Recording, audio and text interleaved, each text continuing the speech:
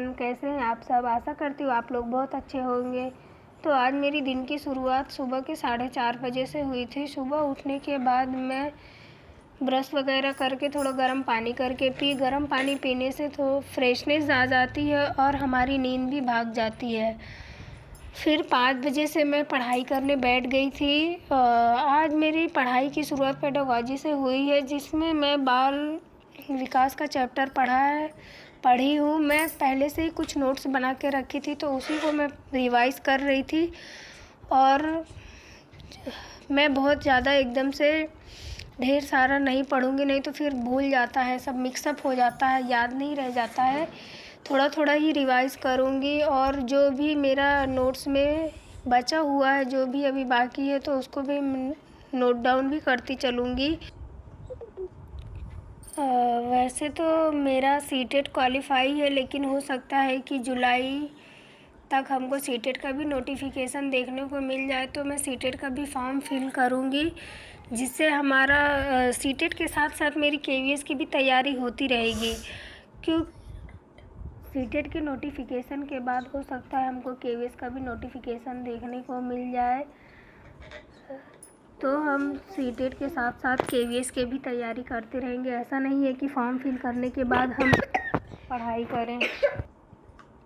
तो बाल मनोविज्ञान में मैंने आज पढ़ा है 1893 ईस्वी में अमेरिका में स्टैनली हॉल द्वारा बाल अध्ययन आंदोलन की परंपरा प्रारंभ की गई थी। भारत में गिजुभाई बधेका द्वारा बाल अध्ययन आंदोलन प्रारंभ किया गया था और शैशवावस्था को न्यूमैन के अनुसार 5 वर्ष तक की अवस्था को शारीरिक तथा मानसिक दृष्टि से अत्यंत ग्रहणशील मानी जाती है। और फ्रायड के अनुसार कहते हैं कि व्यक्ति को जो कुछ भी बनना होता है वह प्रारंभ में 4 वर्ष के बाद बन जाता है।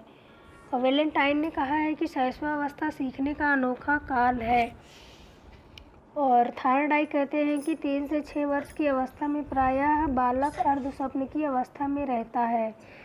तो आज मेरी सुबह की पढ़ाई 6:30 बजे तक ही हो पाई थी। उसके बाद मैं कुछ घर के कामों में लग गई थी और मेरे बेटे को भी स्कूल जाना था, तो 7:30 बजे तक वो भी उठ गया था। वैसे उसका स्कूल का टाइम तो लेट है, 9:30 बजे तक है। फिर मैं टिफ़िन वगैरह तैयार करके अद्विक को भी तैयार कर दी थी।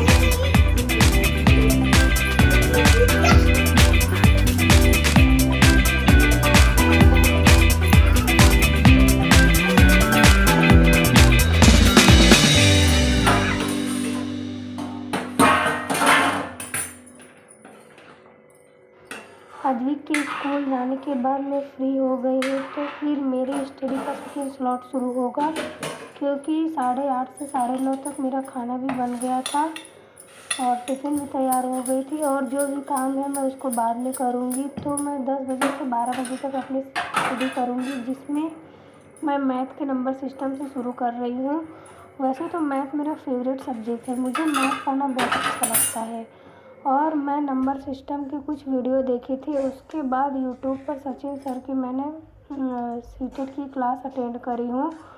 12 बजे तक मेरी स्टडी कंप्लीट होने के बाद बाकी के कुछ काम जो भी बाकी रह गया था उसको मैं करूँगी। फिर मेरा बेटा भी स्कूल से आ गया है और मैं उसके साथ थोड़ा टाइम स्पेंड करूँगी। उसके बाद मैं आधे घंटे का ब्रेक लूँगी, थोड़ा आराम करूँगी। फिर उसके बाद मेरे स्टडी का थर्ड स्लॉट शुरू होगा, जो 3 बजे से 5 बजे तक रहेगा। और यहाँ पे एक कोर्ट का आदेश भी निकल के आ रहा है सरकारी स्कूल को बंद करने का। आप लोगों को तो मालूम ही होगा कि आज कोर्ट का फाइनल ऑर्डर आया हुआ है, जिसको सुनकर हम सबको बहुत ज़्यादा हैरानी हुई है। अभी तक ऑर्डर में यह हमको लग रहा था कि शायद जज साहब बच्चों के फेवर में है, लेकिन आज ऑर्डर आया तो यह सोचकर हमको बहुत ज़्यादा हैरानी हुई। उत्तर प्रदेश के 5000 स्कूल के मर्जर के खिलाफ जो याचिका दायर हुई थी वह खारिज कर दी गई है। तो यह हमारे लिए बहुत ही ज़्यादा दुखद खबर है।